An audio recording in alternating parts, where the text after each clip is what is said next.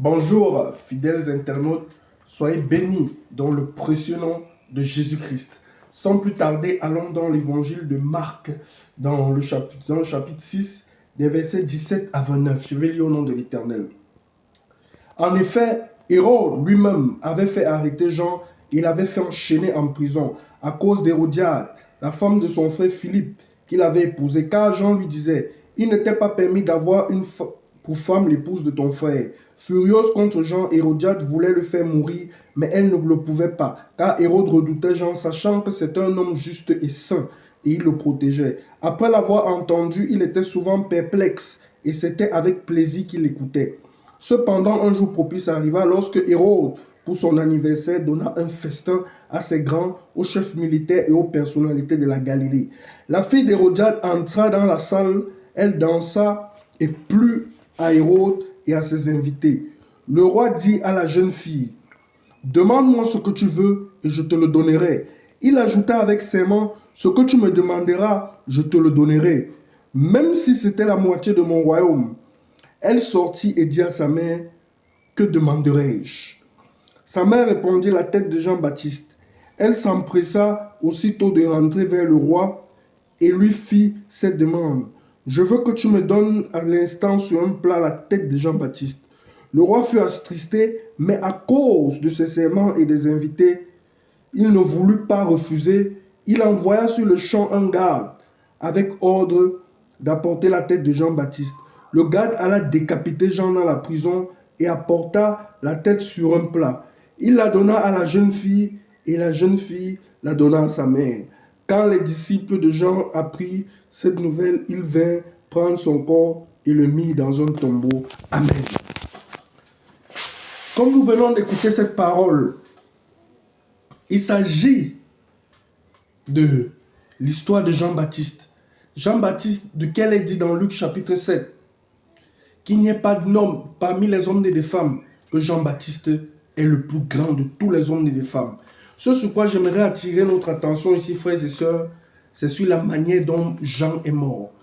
L'homme qui est désigné comme étant le plus grand des hommes nés de femmes, parce qu'on ne peut pas comparer à Jésus. Jésus, lui, il est Dieu. Des hommes nés de femmes, des hommes humains. Jésus, lui, il est Dieu, nous le savons tous. Jean est le plus grand. Donc, mais regardez comment il est mort. Il est mort décapité. Ce qui veut dire quoi, chers frères et sœurs? Parfois, il peut vous arriver de dire comment tel servait le Seigneur de cette manière-là. Et le Seigneur a permis qu'il meure de cette façon.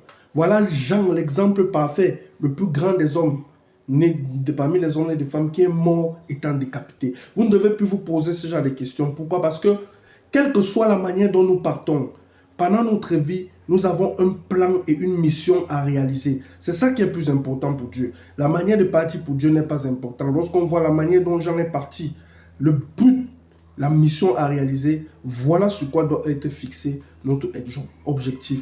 Et c'est ce à quoi Dieu s'attend à nous.